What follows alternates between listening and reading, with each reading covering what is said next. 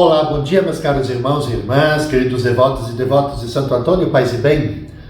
Neste dia 27 de maio, nesta segunda-feira, chegamos até você, ao seu lar, levando as nossas mensagens do Evangelho no dia a dia, com o início da 8ª semana do tempo comum. Para que bem possamos vivenciá-la, nós vamos então refletir hoje com o Evangelho de Marcos, capítulo 10. Versículos de 17 até 27. Quando Jesus saiu a caminhar, veio alguém correndo, ajoelhou-se diante dele e perguntou: Bom mestre, o que eu devo fazer para ganhar a vida eterna? Jesus disse: Por que me chamas de bom? Só Deus é bom e ninguém mais. Tu conheces os mandamentos: não matarás, não cometerás adultério, não roubarás, não levantarás falso testemunho, não prejudicarás ninguém, honra teu pai e tua mãe. Ele respondeu: Mestre, tudo isso eu tenho observado desde a minha juventude.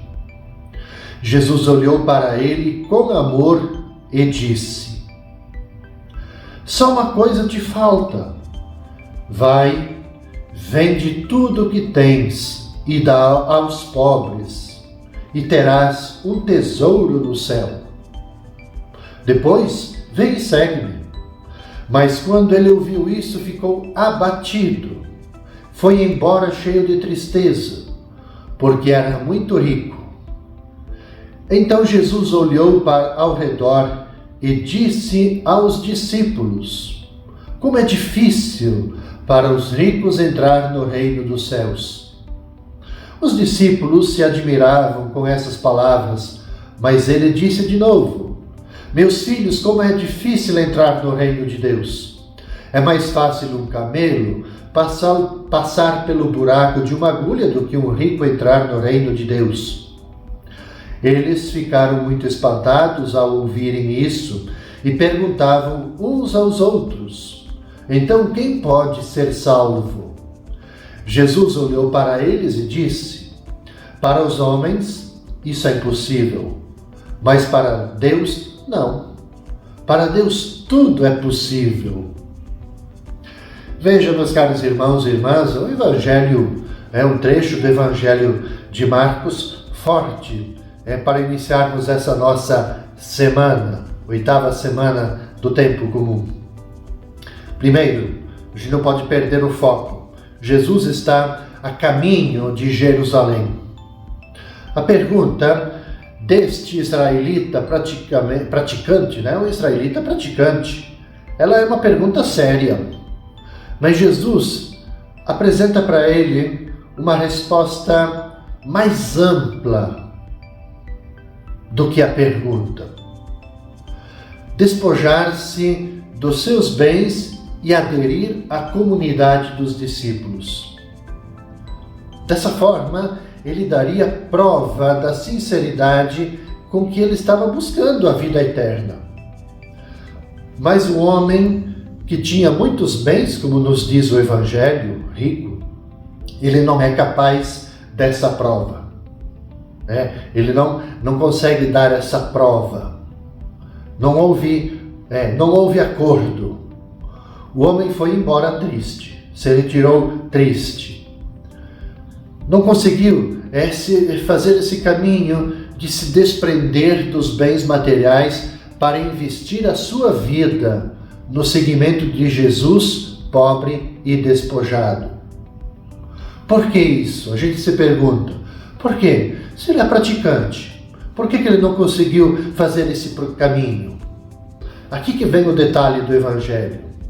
Porque ele estava apegado em si mesmo, nas suas seguranças, confiava mais em si mesmo, vamos dizer, no seu voluntarismo, no seu próprio projeto de santidade, do que no dom gratuito de Deus. Ele voltou para o conforto de suas posses. E Jesus, então, ele aproveita essa oportunidade para sublinhar, para dizer que quando nós estamos apegados às riquezas, elas se tornam para a gente um grave obstáculo para a gente entrar no reino de Deus. Mas qual é a centralidade? Não se trata aqui de condenar o rico, mas ele está dizendo a riqueza muitas vezes ela tira o nosso foco, impede de centrar o coração, de centrar os nossos afetos em Deus, de tender, de a gente tender para Deus, que é o fim de tudo, e cada um dos nossos mandamentos e prescrições. A ganância é quando ela dita o rumo da nossa vida, ela nos empurra para a aquisição de mais posse, mais riqueza, de mais poder. E essa riqueza, ela parece dopar a mente, o coração dos gananciosos. Toma conta, ela cega as pessoas. E em vez de se tornar solidária com os necessitados, a pessoa tomada, cegada pela riqueza, ela se isola dos outros. O outro sempre se torna um perigo. Sente-se insegura diante do outro, com medo de perder o que acumulou. E ainda, como diria lá na nossa terra, ela fica esquentando a cabeça com o futuro dos seus bens. Ora, é um desgaste desnecessário contra o qual Jesus nos previne com muita frequência. O que Jesus está provocando aqui é aquilo que nós chamamos da teologia da gratuidade. Jesus ele se coloca numa posição oposta ao automatismo farisaico, que supunha que o cumprimento de certas regras de pobreza assegurava já a vida eterna. Mas nada deve ser absolutizado. Ninguém deve viver para si mesmo e ninguém deve morrer para si mesmo. Só Deus é absoluto. Na terça-feira, meus caros irmãos e irmãs, no dia 28 de maio, nós vamos rezar, vamos meditar com o Evangelho de Marcos, capítulo 10, versículos de 28 até 31. Começou Pedro a dizer a Jesus: Eis que nós deixamos tudo e te seguimos. Respondeu Jesus: Em verdade vos digo, quem tiver deixado casa, irmãos, irmãs, mãe, pai, filhos, campos, por causa de mim e do Evangelho, receberá 100 vezes mais agora durante esta vida, casa, irmãos, irmã, mães, filhos e campos, com perseguições. E no futuro, a vida eterna. Muitos que agora são os primeiros serão os últimos, e muitos que agora são os últimos serão os primeiros. Veja, na continuidade, caros irmãos e irmãs, do trecho do Evangelho da segunda-feira, novamente o pano de fundo é aquela pergunta da pessoa que foi até Jesus: Bom mestre, o que eu devo fazer para ganhar a vida eterna? Aqui ainda, esse é o foco.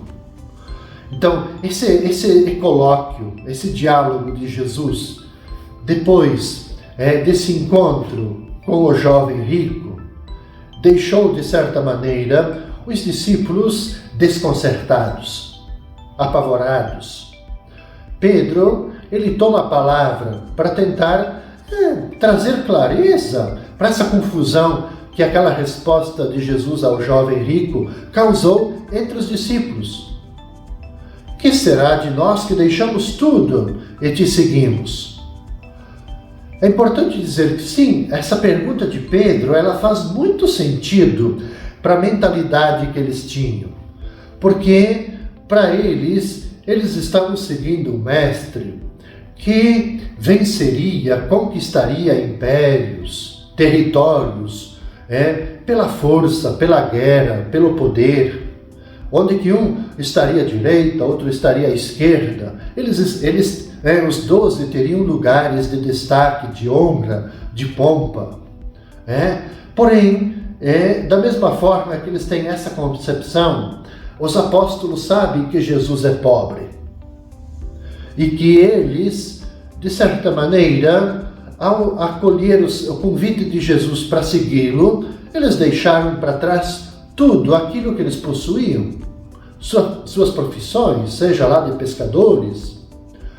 E Jesus então mostra para eles um lado novo da sua comunidade, a partilha dos bens entre todos, a solidariedade, a fraternidade. Nada faltará para ninguém. Pelo contrário, tudo se multiplica quando se coloca em comum. Quando a pessoa, quando o grupo estiver disposto à partilha. Não vai faltar tampouco, Jesus alerta, perseguição. Se perseguirem a mim, vão perseguir também a vocês. Isso está no Evangelho de João. As primeiras comunidades cristãs, elas viveram essa proposta. Quando a gente abre o livro dos Atos dos Apóstolos, nós vamos perceber o que? No relato das primeiras comunidades. Eles partiam o pão pelas casas, celebravam a Eucaristia, partilhavam tudo. Havia um clima de satisfação geral e acentuado espírito de partilha, de tal modo que ninguém dizia que eram seus os bens que eles possuíam, mas tudo entre eles era posto em comum. Está lá nos Atos dos Apóstolos. Ora, tudo pode continuar dando certo, a menos que na comunidade comece a imperar, começa a tomar conta o egoísmo e começa a vigorar entre esse grupo o apego aos bens materiais. Então, esse desejo, essa proposta de Jesus, da partilha, de colocar em comum, esse senso da solidariedade, do amor, começa a cair, começa a ruir. Então, o convite de Jesus é necessário estarmos sempre atentos contra as falsas seguranças. Às vezes a gente se apega àquilo que dá sentimento de uma segurança imediata, mas que no fundo se traduz numa falsa segurança. Mas nós nos empenharmos continuamente num permanente esforço de conversão. Na quarta-feira, meus caros irmãos e irmãs, no dia 29 de maio, nós vamos rezar, vamos meditar com o Evangelho de Marcos, capítulo 10, versículos de 32 até 45. Os discípulos estavam a caminho, subindo para Jerusalém. Jesus ia na frente. Os discípulos estavam espantados e aqueles que iam atrás estavam com medo. Jesus chamou de novo os 12 à parte e começou a dizer-lhes o que estava para acontecer com ele. Eis que estamos subindo para Jerusalém, e o Filho do Homem vai ser entregue aos sumos sacerdotes e aos doutores da lei. Eles o condenarão à morte e o entregarão aos pagãos. Vão zombar dele, cuspir nele, vão torturá-lo e matá-lo. E depois de 3 dias ele ressuscitará. Tiago e João, filhos de Zebedeu, foram a Jesus e lhe disseram: Mestre, queremos que faças por nós o que vamos pedir. Ele perguntou: O que quereis que eu vos faça?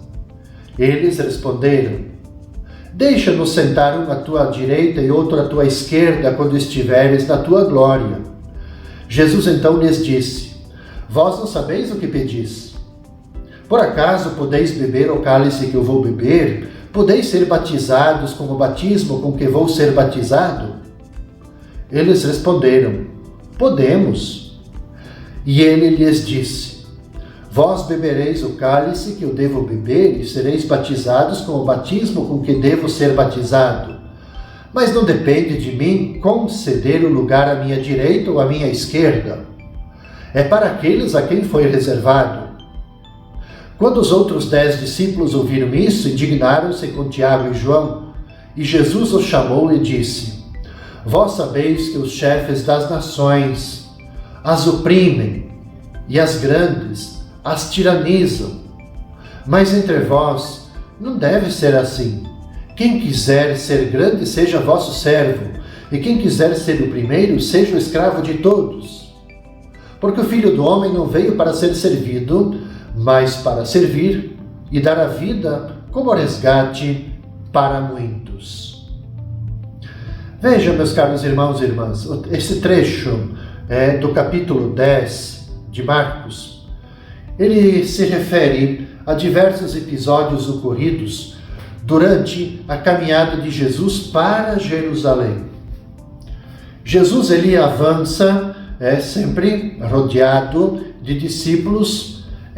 O Evangelho diz que estavam apavorados, de pessoas cheias de medo. Mas por que apavorados e cheios de medo? Porque novamente, à luz daquela pergunta do jovem rico, o que eu devo fazer para possuir a vida eterna? Jesus, ele não fala que para chegar, para possuir vida eterna, a gente tem que estar apegado às coisas, a gente tem que ter poder, a gente tem que conquistar impérios, porque essa era a mentalidade dos discípulos. Quando Jesus responde que para o jovem rico que ele tem que se desfazer de tudo, estar de coração e mente aberta, os discípulos ficam assustados, apavorados. Afinal de contas, nós deixamos tudo para seguir Jesus e agora ele nos conta essas coisas. E mais agora, além disso, ele está falando da sua paixão que se aproxima, da sua morte. E fala isso agora com maiores detalhes, como que vai ser essa sua paixão e morte. Mas os discípulos parecem que não compreendem nada. Nada. Os filhos de Zebedeu, os dois, ficam ali interessados em alcançar uma boa posição no reino. Um quer ficar à direita de Jesus, outro quer ficar à esquerda. Então, parece que há uma desconexão. Eles ficam ainda tentando repartir os seus cargos nessa perspectiva do poder, da honra. No fundo, eles estão, aliás, insensíveis à proposta de Jesus. Eles estão buscando poder, triunfo. Imaginam que Jesus ocupará o trono de Israel e querem ocupar os lugares mais importantes, de destaque. Aos dois discípulos ansiosos pelo poder terreno, Jesus propõe para eles uma morte semelhante à sua, beber o cálice. A sua realeza, ela será proclamada na cruz. A ambição dos dois desencadeia a indignação dos outros 10. Não é que os outros 10 ficaram bravos com os outros 2, porque no fundo os outros 10 também estavam pensando nessa mesma perspectiva dos outros 2. Mas talvez eles ficaram bravos, invejosos, porque os outros 2 foram lá e pediram para Jesus que um pudesse ficar à esquerda e outro à direita dele. Então, em vez de buscar o domínio sobre os outros, como fazem os governantes das nações, os apóstolos eles são convidados a assumir atitudes de servidores. Porque na comunidade de Jesus, quem quiser ser o primeiro tem que buscar esse caminho do serviço. É aquilo que estará mais adiante no Evangelho de Marcos, na cena do lava-pés. Serviço, disposição, se colocar a serviço do outro. Com essa meditação, caros irmãos e irmãs, a gente conclui essa primeira parte da 8ª semana do Tempo Comum. Nós vamos nos encontrar novamente na quinta-feira, neste mesmo horário. Eu desejo a cada um de vocês muita paz, muito bem, com todas as bênçãos, com a proteção do nosso querido Santo Antônio.